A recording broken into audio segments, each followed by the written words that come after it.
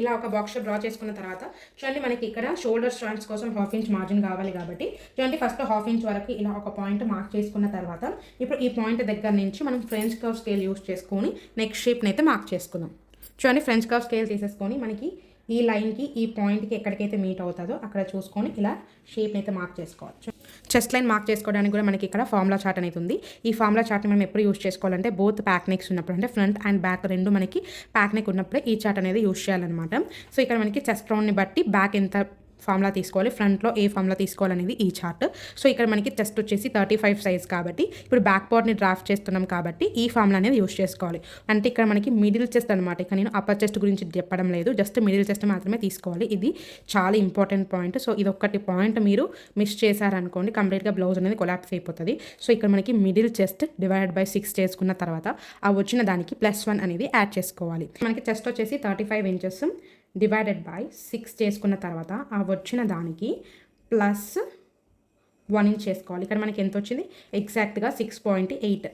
టేప్ని ఇక్కడ మనం డౌన్ చేసిన తర్వాత నుంచి టేప్ని ఇక్కడ ప్లేస్ చేసుకోవాలి. ఇక్కడ నుంచి కాదు, ఏదైతే డౌన్ చేసామో ఇక్కడ నుంచి ఇలా నీట్గా ప్లేస్ చేసుకొని మనకి 6.8 ఎక్కడికైతే వస్తుందో అక్కడికి మార్క్ చేసుకోవాలి. అంటే 6.5 ఇంచ్ తర్వాత 3 లైన్స్ అనమాట.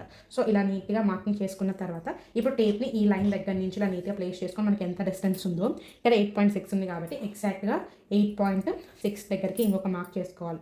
ఇలా కొంచెం కొంచెం డిస్టెన్స్లో మార్క్ చేసుకోవడం వల్ల మనకి లైన్ అనేది స్ట్రైట్గా వస్తుంది అనమాట. సో ఇప్పుడు ఈ 3 పాయింట్స్ని బేస్ చేసుకొని స్ట్రైట్ లైన్ అయితే మార్క్ చేసుకోవాలి. చూడండి ఇక్కడ మనము చెస్ట్ లైన్ కూడా మార్క్ చేసేసుకున్నాము. ఇక్కడ చెస్ట్ మార్క్ చేసుకునేటప్పుడు కూడా ఎప్పుడు కూడా మనం మిడిల్ చెస్ట్ మాత్రమే తీసుకోవాలి, అప్పర్ చెస్ట్ మాత్రం తీసుకోకూడదు. నేను తర్వాత కూడా మీకు డీటెయిల్గా చెప్తాను. మీ చెస్ట్ సైజ్ ఎంత ఉన్నా సరే దానికి /4 చేసుకొని మార్క్ చేసుకోవాలి. ఇది ఏ సైజ్ వాళ్ళకైనా ఫిక్స్డ్ అనమాట. చూడండి ఇక్కడ మనకి చెస్ట్ వచ్చేసి 35 డివైడెడ్ బై 4 చేస్తే మనకి ఎంత వచ్చింది, ఎగ్జాక్ట్గా 8.75. చూడండి టేప్ని ఈ కార్నర్ దగ్గర నుంచి ఈ లైన్ మీద ఇలా నీట్గా ప్లేస్ చేసుకున్న తర్వాత మనకి ఎగ్జాక్ట్గా 8.5 ఎక్కడికైతే వస్తుందో అక్కడికి ఒక మార్క్ చేసుకోవాలి. మనం ఫ్రంట్ పార్ట్ని డ్రాఫ్ట్ చేసేటప్పుడు మార్జిన్ 2 ఇంచెస్ తీసుకున్నాం కాబట్టి బ్యాక్ పార్ట్లో కూడా సేమ్ మార్జిన్ తీసుకోవాలి. సో ఇక్కడ నేను ఎగ్జాక్ట్గా 2 ఇంచెస్ తీసుకుంటున్నాను. మీ ఇష్టం 1.5 నుంచి 2 ఇంచ్ వరకు తీసుకోవచ్చు. 2 ఇంచ్ కంటే ఎక్కువ మార్జిన్ అయితే అవసరం లేదు. ఇక్కడ మనం నడుము కొలతని మార్క్ చేసుకునేటప్పుడు కూడా మీ నడుము కొలత ఎంతైతే ఉంటుందో దానికి డైరెక్ట్ డివైడెడ్ బై 4 చేసేసుకోవాలి. ఇక్కడ మనం ఎటువంటి చేంజ్ చేయాల్సిన అవసరం లేదు. లూజింగ్ కానీ ప్లస్ కానీ మైనస్ కానీ చేయాల్సిన అవసరం అయితే లేదు. ఇవి ఏ ఫేస్ వాళ్ళకైనా ఫిక్స్డ్ అనమాట. మీ నడుము కొలత /4. చూడండి ఇక్కడ మనకి నడుము కొలత వచ్చేసి 29 ఇంచులు డివైడెడ్ బై 4 చేసుకుంటే మనకి ఎంత వచ్చింది, ఎగ్జాక్ట్గా 7.25 అయితే వచ్చింది కదా. సో చూడండి టేప్ని ఈ కార్నర్ దగ్గర నుంచి ఈ లైన్ మీద ఇలా నీట్గా ప్లేస్ చేసుకొని మనకి ఎగ్జాక్ట్గా 7.25 ఎక్కడికైతే వస్తుందో అక్కడికి ఒక మార్క్ చేసుకోండి. ఇక్కడ మనం ఎంత మార్జిన్ తీసుకున్నామో ఇక్కడ కూడా ఎగ్జాక్ట్గా అంతే మార్జిన్ తీసుకోవాలి. చూడండి ఇలా నీట్గా మార్కింగ్ చేసుకున్న తర్వాత ఇప్పుడు ఇక్కడ సైడ్ ఫిట్టింగ్ లైన్స్ అనేది మార్క్ చేసుకున్నాం. ఆల్రెడీ ఇక్కడ మనము మిడిల్ చెస్ట్ని బేస్ చేసుకొని చెస్ట్ /4 చేసుకొని ఇక్కడ మనం మార్క్ చేసుకున్నాం కదా. ఇకైనా ఒక పాయింట్ చెప్పడం అయితే మర్చిపోయాను. ఇక్కడ మనం మిడిల్ చెస్ట్ని బేస్ చేసుకొని మార్క్ చేసుకుంటాం కాబట్టి కంపల్సరీ మనము upper chest and middle chest gap ఎంతైతే ఉంటుందో /4 చేసుకోవాలన్నమాట. అది ఏ సైజ్ వాళ్ళకైనా ఒకటే అనమాట. అంటే మీ మిడిల్ చెస్ట్ ఇక్కడ నాకు జస్ట్ 1/2 ఇంచ్ మాత్రమే డిఫరెన్స్ ఉంది కాబట్టి జస్ట్ 1 పాయింట్ మాత్రమే లోపలికి వెళ్ళింది. ఇంచ్ వరకు లోపలికి వెళ్ళే ఛాన్సెస్ ఉంటాయి. ఎందుకంటే మనకి అప్పర్ చెస్ట్కి మిడిల్ చెస్ట్కి గ్యాప్ వచ్చేసి కొంతమందికి 4 ఇంచెస్ 6 ఇంచెస్ కూడా ఉంటుంది కదా.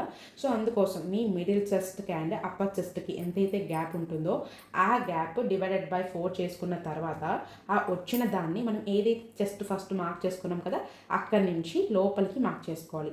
ఇక నాకు 1/2 ఇంచ్ అంటే మిడిల్ చెస్ట్ వచ్చేసి 35 ఉంది, అప్పర్ చెస్ట్ వచ్చేసి 34.5 ఉంది. సో 1/2 ఇంచ్ గ్యాప్ ఉంది కాబట్టి 1/2 ఇంచ్ /4 చేస్తే నాకు ఎగ్జాక్ట్గా 0.1 వచ్చింది. కాబట్టి ఏదైనా ఇంచు పక్కన నుంచి 1 ఇంచ్ అనేది ఇలా లోపలికి మార్క్ చేసుకున్న తర్వాత ఇప్పుడు ఏదైనా స్కేల్ని యూజ్ చేసుకొని మనకి ఇక్కడ వరకు ఈ లైన్లోకి క్రాస్గా మీట్ చేసుకోవాలన్నమాట. ఇది కంపల్సరీ పాయింట్.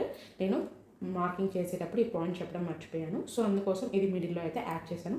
సేమ్ అదే ప్రాసెస్లో మీరు కూడా మార్క్ చేసుకోండి.